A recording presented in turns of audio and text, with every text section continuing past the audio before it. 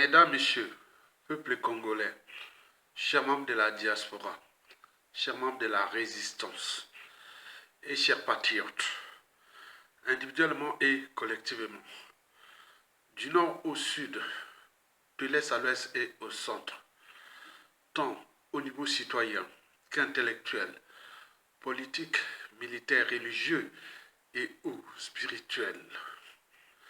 Je vous informe qu'après la débâcle de la France face à l'Allemagne en juin 1940, nous, le Congo-Brazza, devient la deuxième nation la plus humiliée au monde, après la France, sous Adolf Hitler. En effet, Sassou vient d'humilier copieusement le peuple congolais et notre pays. Quoique, on ne peut humilier éternellement un peuple et une nation. Toutefois, je ne veux pas m'appesantir sur les résultats de ce fiasco ou de ce coup d'État électoral, ou plutôt de cette humiliation de nos peuples congolais.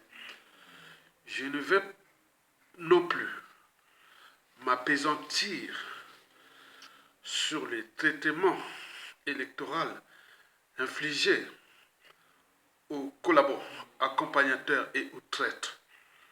Je sais que dans l'espace et le temps, le peuple saura régler ses comptes, puisque ces collabos viennent de fournir l'énergie, peut-être la passe en or, pour que Sassou Nguesso puisse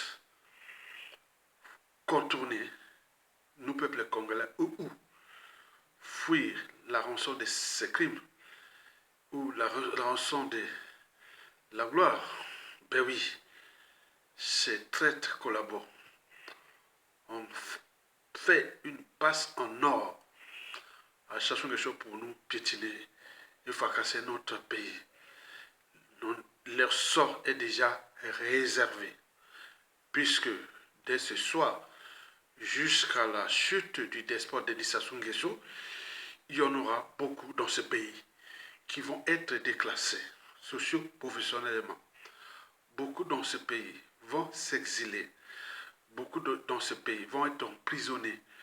Beaucoup dans ce pays vont être assassinés de manière ciblée et ou de masse.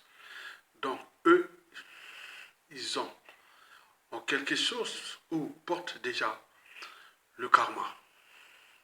Et donc, pour eux, je ne vais pas nourrir ce débat. Il devient affaire d'État. Par ailleurs, je vais ici m'appesantir sur la suite à donner à ce coup d'État électoral, à ce fiasco, etc.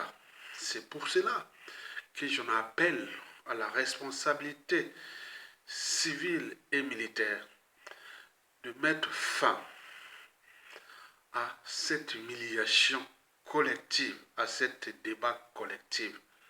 Sassou vient de nous humilier, nous, peuple congolais. Et dès ce soir, jusqu'à la fin du mois et de l'année, s'il est encore là au pouvoir, nous serions le peuple le plus humilié au monde. Le plus lâche, le plus point-point. Certainement pas. Donc, prenons notre responsabilité de peuple et ou de citoyens. D'ailleurs, je vous l'ai toujours dit qu'un dictateur n'organise pas les élections pour les perdre. D'autant plus qu'un despote est un dictateur qui exerce le pouvoir à longueur des années sans qu'aucune loi ni institution ne les limite dans le temps. Autrement dit, ça ne s'arrête pas et ça ne s'arrêtera jamais tant que le peuple ne relève pas le défi. Le défi déjà citoyen, l'insurrection et ou la rue, et les défis militaires, coup d'état militaire salutaire. Sinon, la faute n'a pas de chance. Sassou n'est qu'un être de passage sur terre. Il va nous laisser une poudrière avec la permanence de l'état de crise, avec tous ces contentieux, avec un pays déjà en lambeaux, et etc. Mais non, nous n'allons pas abandonner notre pays tant que civil et militaire. Donc, organisons-nous pour récupérer notre pays. Car il va de soi, à l'existence de nous Congolais en tant que peuple et nation. Parce que ce qui va se passer dès l'après ce coup d'État électoral sera problématique pour tout le monde dans ce pays. Quel que soit le rang et ou son statut social, quel que soit les liens avec le régime et autres au regard du nombre d'assassinés. Donc faites attention, prenons notre responsabilité dans la dignité et de l'honneur et le courage. Tant qu'à faire. À bientôt.